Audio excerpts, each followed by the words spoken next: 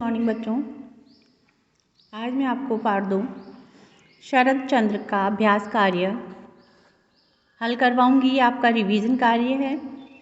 आप इस रिवीजन को याद करेंगे, ध्यान से सुनेंगे और याद करेंगे।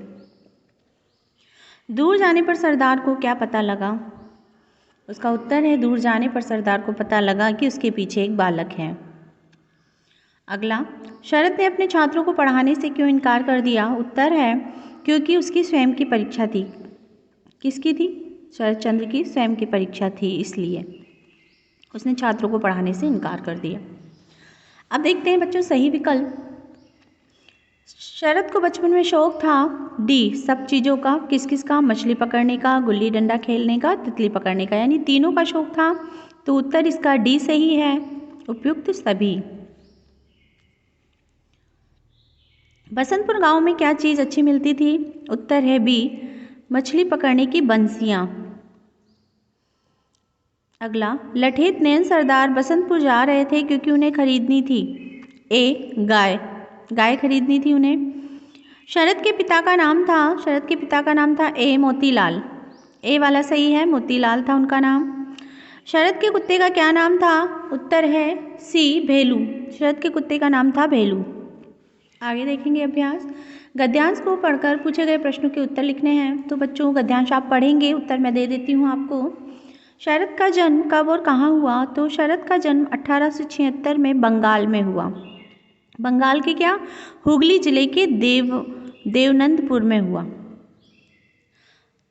शरदचंद्र का जन्म 1876 में बंगाल प्रांत के हुगली जिले के देवनंदपुर गांव में हुआ। अगला प्रश्न, चांद पूरा कब निकलता है? तो उत्तर है चांद पूर्णिमा को पूरा निकलता है। शरद चंद्र में संधि विच्छेद कीजिए। शरद चंद्र का संधि विच्छेद करना है तो उसका उत्तर है शरद प्लस चंद। शरद होगा, त है यहाँ तो ये द हो जाएगा, शरद चंद। शरद चंद त ही लगता है बच्चों। शरद चंद्र है, देखिए मैम लिखी थी आपकी। अगला अभ्यास देखते हैं, पीछे टर्न योर पेज। रिक्त स्थानों की पूर्ति कीजिए। डाकू झाड़ियों के पीछे छिपे रहते थे और इनके पास बांस के छोटे छोटे पर भारी फावड़े होते थे। बांस आएगा और फावड़े। अगला, शरद के दादा ने किसानों का पक्ष लेकर जमींदार का विरोध किया। तो किसानों और जमींदार आएगा। अगला, जिस वर्ष शरद ने एंट्रेंस की परीक्षा पास की उसके अगले वर्ष उनकी माँ की क्या हो गई? मृत्यु हो गई।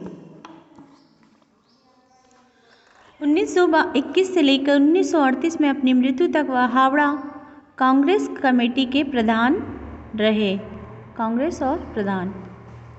शरद की कहानी उनके बिना पूरी नहीं हो सकती। किसके बिना? कुत्ते के बिना। किसके बिना? कुत्ते के बिना।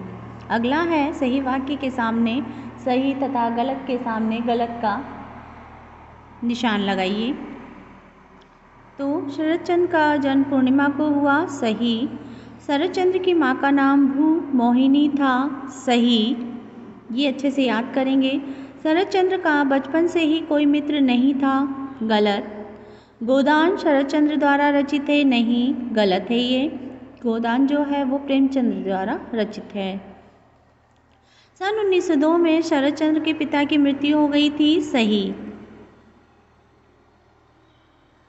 आगे प्रश्न उत्तर बच्चों आपने कॉपी में किए हैं, आप उसमें से याद करेंगे। अब भाषा बोध देखते हैं। भाषा की बात, शब्दों के पर्यायवाची लिखने हैं। गाय का गो, धेनु सुरभि, नयन का नेत्र, लोचन आँख, पथिक का राही राहगीर और यात्री, चांद का शशि चंद्र सुधाकर, देवी का स्त्री नारी और महिला। आगे है बच्चों तद्भव तत्सम, आपको आपकी पुस्तक में से ढूंढ कर लिखना है, या आप स्वयं से करेंगे। मुहावरों के अर्थ भी आपको स्वयं से लिखना है। फिर है वाक्यों में प्रयोग, ये भी आप स्वयं से करेंगे। ये था आपका अभ्यास कार्य। कुछ आपको अपने से करने हैं बच्चों, बाकी जो मैंने अभ्यास कार्य हल करवा उसको आप अच्छे से याद करेंगे। धन्यवाद।